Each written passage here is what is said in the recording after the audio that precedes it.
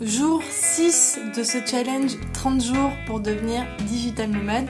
Aujourd'hui, on parle de minimalisme. Bon, alors, même journée pour moi, j'enchaîne mes rushs, mais tu vois, je change de décor histoire que ce soit plus sympa pour toi.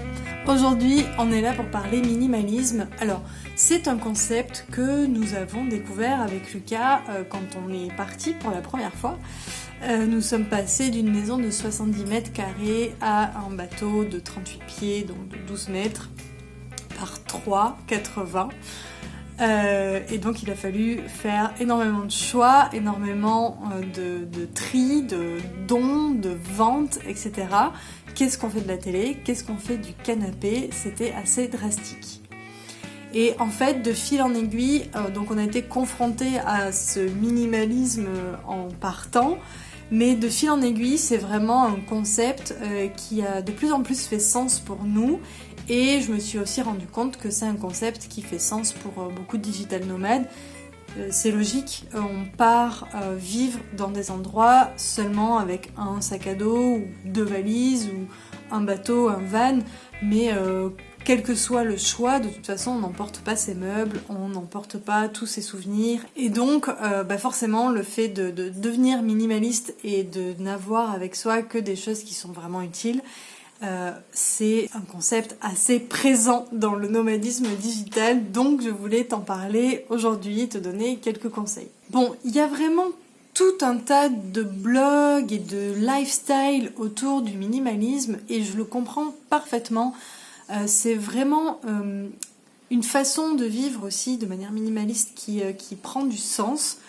Et c'est vrai que comme je te disais, on a été confrontés à ça un petit peu genre ah ouais, faut se débarrasser des choses. Et en fait, plus ça va, plus aujourd'hui on a vraiment ce besoin de se débarrasser de plus en plus en plus. Faut savoir que en fait, quand tu te débarrasses comme ça de biens dont tu n'as pas réellement l'utilité et que tu entasses finalement dans ta maison, il y a aussi cette notion de légèreté, de liberté qui va totalement en accord en fait avec le lifestyle digital nomade. Pour autant, ça s'apprend. Les premières fois, tu vas te demander est-ce que je prends le pull rouge, le pull vert ou le bleu, mais attends, parce que si je prends que le vert, mais je vais peut-être avoir aussi besoin du bleu, etc. C'est pas grave. Le tout, c'est de commencer à entrer un peu dans cette dynamique-là et de commencer, j'ai envie de te dire, même dès à présent, même si tu pars dans 6 mois, dans 1 an, etc.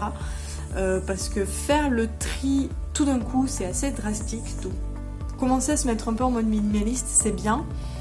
Et puis c'est très pratique. Très franchement, on se sent beaucoup plus léger, à la fois mentalement et à la fois physiquement. C'est vraiment beaucoup plus pratique d'avoir un ordinateur qui est utile, un smartphone qui est utile, un pull qui va bien, un pull plus petit pour quand il fait un tout petit peu moins froid, mais de pas avoir toute sa garde-robe avec soi. En tout cas, je sais que personnellement, et Lucas est totalement en accord là-dessus avec moi, on est vraiment dans la démarche où plus ça va, plus on se débarrasse. On fait le tri très régulièrement et à chaque fois on trouve qu'on en a encore trop. Aujourd'hui, on est dans un bateau, on est en train de vendre le bateau là à l'heure actuelle, donc on est en train de tout vider. On a encore quelques cartons d'affaires, on trouve que c'est trop. Notre objectif c'est d'arriver à 4 valises max. Je ne sais pas si on y arrivera. En tout cas, il faut vraiment garder en tête cette notion de less is more. Moins tu en as, mieux c'est. Si tu as moins de choses, tu as plus de temps, plus d'espace physique, d'espace pour ton cerveau, etc., etc.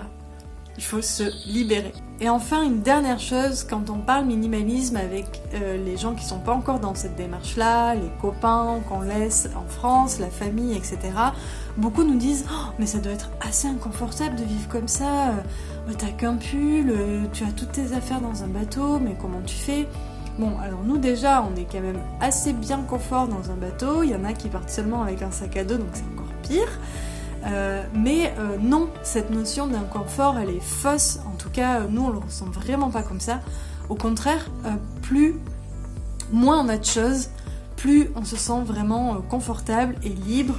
Et à chaque fois qu'on va acheter un t-shirt, un pull, un pantalon, une paire de chaussures, on va se poser la question, est-ce qu'on en a vraiment besoin? Est-ce que cette paire de chaussures est utile? Est-ce qu'elle vient remplacer une autre paire, etc. Voilà pour la notion de minimalisme aujourd'hui. J'espère que je t'ai pas fait trop peur avec ça. N'hésite pas à me mettre des commentaires en bas. Nous, on est vraiment devenus des adeptes 100% du minimalisme.